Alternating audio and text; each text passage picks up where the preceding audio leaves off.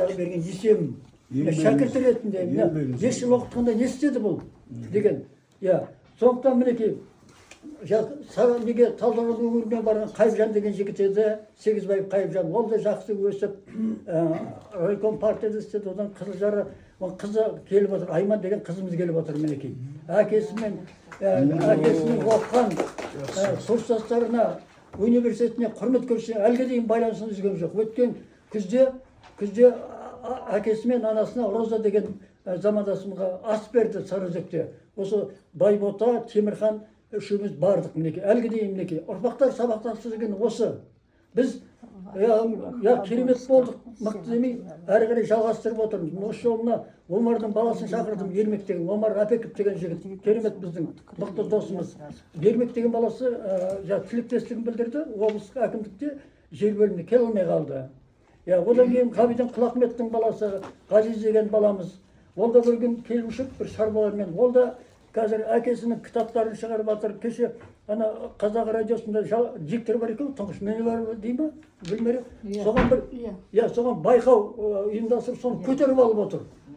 Мінекей біздің ендігі болашағымыз. Болат деген досымыздың баласы Думан қазір Таразда. Сотта. Байланса біз тек қана өзіміз болдық деп шектеліп қалмай, кейінгі ұрпағымызға да кішкене құлағына құйып кетсек, солардың достығы, Ержман досымыздың қызы келіп отыр, Айжан. Айжан қайда? Әлге дейін үзген емес. Мына Марат Нұрхалиевтің жұбайы келіп отыр. Балдарда жақсы байланысы бар. Оразханның жұбайы. Оразханның Шымкенттен, Шымқаладан келіп отыр. Шырайлы Шымкенттен. Қыз екеуі келіп отыр. Қыз екеуі келіп отыр. Оразхан деген ол бір жағы облыстық газеттің редакторы болды. Тұңғыш редакторлардың біреуі. Біздегі шыққан облыстық газеттердің редакторы. Одан кейін өзі ақын, өзі күйші. Күйшілігі бір бөлек. Соның күйшілігіне бір шығармаш кеш ұйымдастырып өткізген шығар енді. Сонда осындай біздің жігіттердің, курстастардың еңбегі қыры бар. Ендігі бір жағдай, Кәкен айтты ғой. Бұл журналистік мамандық деген өз қызық екен. Мынау жаңағы кейбіреулер зейнетке шықтым дейді. Сот болады, прокурор болады, зейнетке шықтым дейді жарайды. Журналист зейнетке шыға алмайды екен. Мына біз әлге дейін осы қаламыз сүрмей келе жатырмыз. Мына мен кейінгі Алматының төңірегіне көшіп келдім. Мына қазақ әдебиетінің байланысы бар. 3-4 мақалам Саттар Елубаев туралы, Кезен Мешеев туралы, Қарасақал Ермекшайыр туралы жігіттерге рахмет. Мына әлге дейін де шығармашылықтан Үсен ағамдарға қол үзбесін деймін. Ғани қарындасым әлі сабағын беріп жатыр. Сүлеймен де кітабын шығарып жатыр. Қуаныш ініміз, курстасымыз романын шығарып жүлдегер болып отыр. Осының бәрі бұл еңбекқорлық ұстаздардың тәрбиесі, бізге берген Тамман ағайдың тәрбиесі, Әбіл Бейзд ағайдың тәрбиесі, Зейнолла ағайдың тәрбиесі, Мәлік ағайдың тәрбиесі. Біз соларға шамамыз келгенше әркім албан жүріп бар ғой, бәріміз бірдей классик бола алмаймыз, бірақ шамамызға қарай, сондықтан мына бүгінгі кездесу келгендеріңізге, мына Алма қарындасымыздан бәрін көріп қуаныштымыз. Осындай кездесу жалғаса берсін, байланыс үзілмесін. Мына курстастардың мен бір сөзімді айтып қалып едім, мына қазақтың 3 жұрты болады ғой. Сол 3 жұртқа қосылған 400 жұрт. Білгенге, білмеген адам, оқып едік, кім оқымады деп жаңағы салғырт қарайды да жүре береді. Сондықтан бүгінгі кездесуге рахмет, ұйымдастырған факультет деканына, ұжымдағы мұға ұстаздарға, шетінен бәрі. Басты ұйымдастырған қарындасыңыз.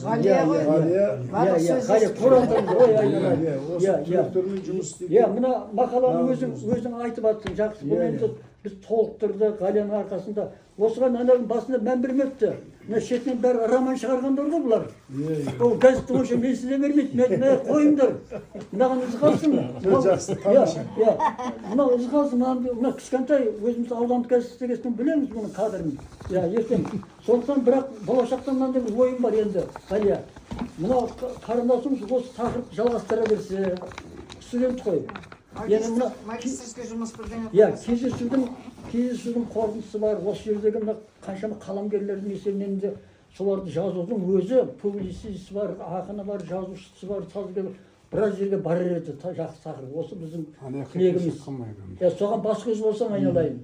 Біздің саған айтарымыз осы. Біз бір атағымыз шығарайық деп айтайын отқан жоқпыз. бұл өзінің бір орнымен қалсын. Дұрыс. Келесі ұрпаққа есті ұрпақ өз тауып алып оқысын. Біз оны тықпалап отырған жоқпыз. Ал енді кездескенімізге, жүздескенімізге, сұхбаттасқанымызға рахмет. Біздің қарындасымыз келіп отыр, Лайла Ахметовна. Орыс группасында оқыса да. Осы Ләйлә Сейсенбековна бір сөз беріп жіберейік. Қазір. Ерекше айтатын. Орыс группасында оқыса да бізбен бір жақындығы болды.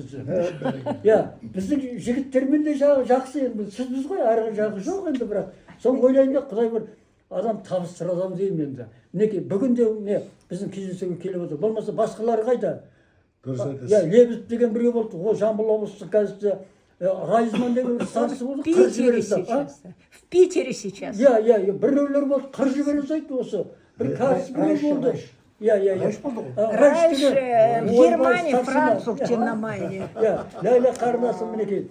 Осы факультетте еңбек етіп жатыр, профессор. Рахмет айналайын. Ал енді сөзімді әрі қарай жалғастыра жатар енді. Ғайнимен тең жүрген қали айналайын. Үлкен рахмет саған. Ләйлә Сейсенбековна үлкен апайымыз өзіміз. Құдайберген. Осындай еңбектеніп жүр, әлі күнге шейін. Мына кітаптарын алып келіп, бір ауыз Ләйлә Сейсенбековна, бір ауыз айтыңыз. Всегда была с казахским отделением, а на русском языке я всегда обучала и говорила. Дружите, и сейчас говорю, дружите с казахским отделением, вы не конкуренты. Вы, вот, одни пишут на русском, другие на казахском, но вы всегда будете пользоваться связями казахского отделения, а они будут пользоваться вашими. Нужно дружить, нужно быть всегда. Ну, с Ержуманом Смаилом, он был ленинским стипендиатом, я стипендиатом Ауэзова была. И когда мне надо было, в социалистах Казахстана еще, в Егемен Казахстан, пишу на русском, всегда публикуют. Ну вот, я всегда приводила вот такие примеры, когда вот мы общались. Вот в Уштабе я книги привезла. Почему? Потому что там Панфиловская дивизия, там у них и Брестская крепость. Вообще я занимаюсь поисковой работой. Иван Кузнецов, казах, но в годы голода его воспитала русская семья. И вот он геройски погиб в Брестской крепости. Ну вот такие вот вещи. Я счастлива, рада всех вас видеть. Полвека пролетело как мгновение. Да? С Гайни-Шамал мы всегда на связи. Мы с Алмой, с вами, с Галией, я не знаю, вообще я очень счастлива, что мы вместе всегда. Рахмет. Келгеніңізге рахмет, арнайы. Ну как, я же выпускница. Ал енді қазір анау Ербол ағаның оқуларына барайық.